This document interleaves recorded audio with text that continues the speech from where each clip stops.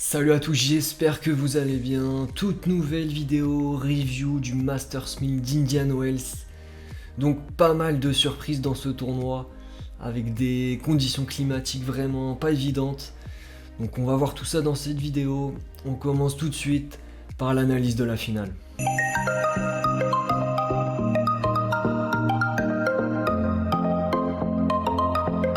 Allez, c'est parti pour l'analyse de cette finale, et comme vous le voyez, ça s'est joué entre Rune et Draper. Donc avant d'analyser tout ça, on va voir les face à face entre les deux joueurs. Léger avantage pour Rune, une victoire à 0. C'était sur dur en 2024. Le temps passé sur les cours, léger avantage pour Draper. 7h60 minutes contre 9h47 minutes pour Rune. Donc c'était vraiment 50-50, kiff-kiff avant cette finale.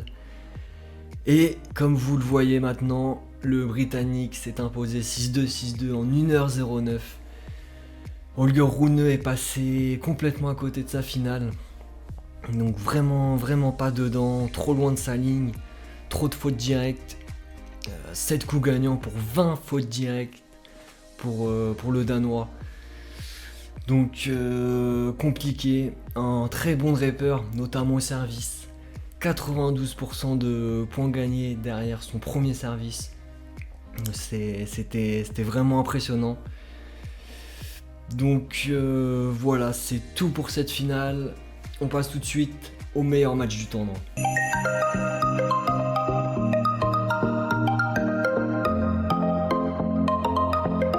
Allez, c'est parti pour le premier meilleur match, et j'ai sélectionné le quart de finale entre Fils et Medvedev, où malheureusement le Russe s'est imposé au tie-break du troisième set, alors que Fils avait breaké dans la troisième manche et était vraiment pas loin de gagner. Donc c'est vraiment dommage pour le Français. En termes de statistiques, c'est vrai qu'il a commis beaucoup de fautes directes, le Français, 52 fautes directes. Et le Russe beaucoup plus constant. Bon, ça s'est joué vraiment à rien, 9-7 au tie-break du troisième. Donc vraiment un beau match. Et c'est encourageant pour Arthur Fils. Le deuxième meilleur match, c'est le Zverev-Griekspoor du deuxième tour, où Zverev s'est incliné en 3-7 et plus de 3 heures de match. Donc je pense que ce qui a fait défaut à l'Allemand, c'est vraiment son service. 67% de points gagnés derrière sa première. Donc c'était vraiment trop peu. Après, c'est vrai que les deux tie-breaks étaient vraiment serrés. Ça aurait pu basculer dans les deux sens. Mais très beau match. Le troisième meilleur match que j'ai sélectionné, c'est le troisième tour entre Fils et Musetti, que le Français a remporté 6-3 au troisième en sauvant une balle de match. Donc vraiment très beau match, très bon niveau de jeu pour les deux joueurs, 2h30. Arthur qui a été vraiment très bon, peut-être légèrement trop de fautes directes, 52. L'Italien beaucoup plus constant, mais au final qui perd ce match. Mais voilà, très beau match dans ce tournoi. C'est tout pour les meilleurs matchs, on passe tout de suite au top et au flop dans ce tournoi.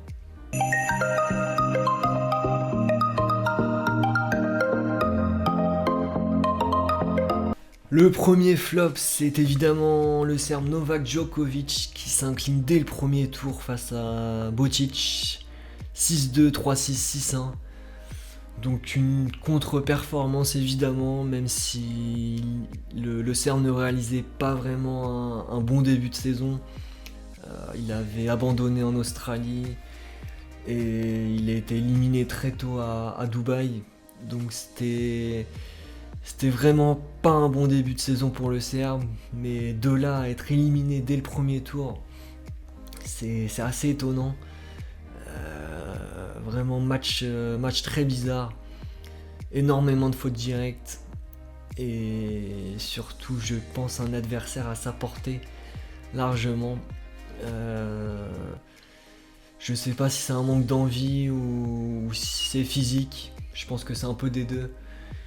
Mais en tout cas, c'est évident que c'est un flop dans ce tournoi.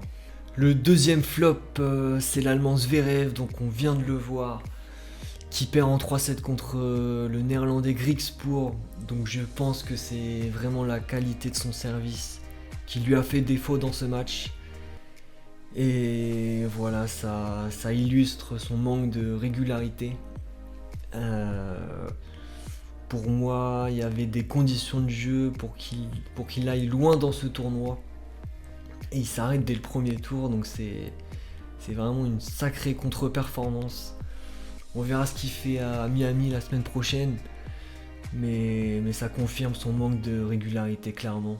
Troisième flop, il y en a pas mal en vrai hein, dans ce tournoi, c'est le Russe Andrei Roublev, donc qui avait gagné à Doha, qui reprenait un peu de confiance, mais à l'image de Zverev, c'est également un manque de régularité. Roublev qui gagne à Doha et qui perd à Dubaï au premier tour. Et donc là, qui perd encore au premier tour. Bon, je le disais en avant-tournoi, il rencontre un bon joueur, Arnaldi. Et il perd 6-4, 7-5. Même s'il doit faire mieux. On va dire qu'il est tombé contre un bon joueur. Donc ça rattrape un petit peu sa déconvenue, on va dire. Mais pour un joueur de cette envergure, il doit vraiment aller plus loin dans ce tournoi pour moi. Et logiquement, ça fait partie d'un flop. Le troisième flop, c'est le Tchèque Jiří Lečka, donc qui perd également au premier tour en 3-7 contre Cameron Norrie. 3-6, 6-4, 7-5. Donc je l'avais pas mis parmi mes favoris ou outsiders, mais je le voyais vraiment aller loin dans ce tournoi. Et au final, il perd au premier tour contre un joueur largement à sa portée. En plus, dans ses conditions de jeu, je le voyais vraiment bien jouer. Donc c'est vraiment dommage pour ce jeune joueur. Allez, on passe au cinquième flop déjà, et c'est le Canadien Félix Auger-Aliassime qui perd dès le premier tour contre l'Américain Brooksby 6-4, 6-2. Et vraiment étonnant pour le coup, parce qu'il reprenait confiance ces dernières semaines en gagnant le tournoi de Montpellier et en faisant de bons résultats à Doha et à Dubaï. Et là, il perd au premier tour, assez sèchement en plus. Donc attention pour le Canadien de ne pas retomber dans ses travers. On sait qu'il avait connu une période vraiment instable et délicate. Donc voilà, petite alerte pour le Canadien dans ce tournoi. Le dernier flop, c'est Carlos Alcaraz, que j'avais pronostiqué vainqueur du tournoi et qui s'incline en demi contre Draper 6-1, 0-6, 6-4. Donc évidemment, quand l'Espagnol n'atteint pas la finale, c'est tout de suite décevant. Même si pour moi il fait pas un si mauvais tournoi que ça. Il a plutôt un bon niveau de jeu. Mais voilà, il perd en demi-finale et je pense que c'est un accident de parcours. Je pense qu'il sera au niveau dès la semaine prochaine pour le tournoi de Miami.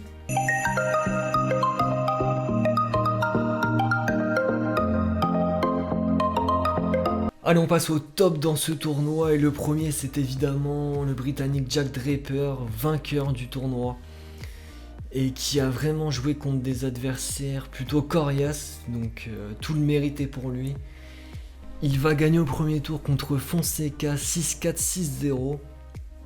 Donc le Brésilien en pleine progression, donc grosse victoire. Ensuite contre l'Américain Brooksby 7-5, 6-4, qui a également fait un bon tournoi. Ensuite il gagne contre Fritz, l'Américain 7-5, 6-4, donc toujours dangereux sur cette surface, et encore plus à domicile. Ensuite il va gagner contre Shelton 6-4, 7-5. Donc un bon adversaire, très gros serveur.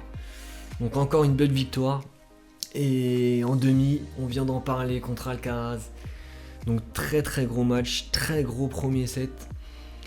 Et en finale, 6-2, 6-2, on en a déjà parlé également. Donc vraiment très très gros tournoi pour le Britannique qui confirme tout simplement sa progression des derniers mois. Il avait fait un bon US Open, très très bon sur cette surface, et il faudra le surveiller au tournoi de Miami la semaine prochaine. Le deuxième top, c'est le Danois Holger Rune, donc également un bon tournoi. Il sortait de quelques mois vraiment compliqués au niveau de son tennis. Donc il va gagner au premier tour contre Moutet 6-2, 6-4. Ensuite contre Humbert 5-7, 6-4, 7-5. Donc vraiment très grosse victoire. Je pense qu'il l'a mis en confiance pour la suite du tournoi. Il va ensuite gagner contre Tsitsipas 6-4, 6-4. Donc pareil, grosse victoire, le grec qui était mieux ces derniers temps. Et il va gagner ensuite contre Griekspoor 5-7, 6-0, 6-3. Encore une grosse victoire parce que le néerlandais était vraiment bien sur ce tournoi. Et en demi-finale, 7-5, 6-4 contre Medvedev. Belle victoire également, donc vraiment un très très gros tournoi pour le Danois. Et je pense que ça peut lui redonner confiance pour la suite de la saison. Le troisième top, c'est le néerlandais Griekspoor, donc on en a déjà un petit peu parlé, qui a vraiment réalisé un très très bon tournoi. Il a éliminé Zverev dès le deuxième tour, pardon. Premier tour, il élimine Kekmanovic, ensuite Zverev, ensuite Mpetshi Perika, ensuite le japonais Watunaki. Et il perd malheureusement, on vient de le voir en 3-7 contre Rune. Le quatrième top, c'est le français Arthur Fils, donc qui a vraiment fait un très bon tournoi. Il gagne contre Diallo au premier tour, ensuite contre Musetti, ensuite contre Giron. Et pour son premier quart de finale en Masters 1000, il perd contre Medvedev, mais il passe vraiment pas loin. C'est vraiment encourageant pour le reste de la saison. Et il faudra le surveiller dès la semaine prochaine pour le tournoi de Miami. Le cinquième et dernier top, c'est Medvedev, donc, qui fait un bon tournoi, demi-finaliste. Il gagne contre Bou au premier tour facilement, ensuite contre Mikkelsen, il profite de son abandon. Ensuite 6-4, 6-0 contre Tommy Paul. Une victoire contre Arthur Fils, on vient de le voir. Et une demi-finale perdue contre Holger Rune. Mais voilà, c'est un tournoi encourageant pour le Russe qui était vraiment en difficulté en ce début de saison. Donc espérons qu'il confirme dès la semaine prochaine au tournoi de Miami. Ce sera une surface un petit peu plus rapide. Donc je pense qu'il peut le confirmer ce bon passage et faire un bon tournoi là-bas. Allez, c'est tout pour cette vidéo, j'espère qu'elle vous aura plu.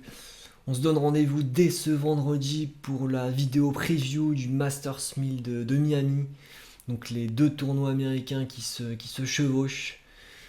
N'hésitez pas à vous abonner pour ne rien louper et être au courant de la sortie des prochaines vidéos. En attendant, prenez soin de vous. Ciao ciao.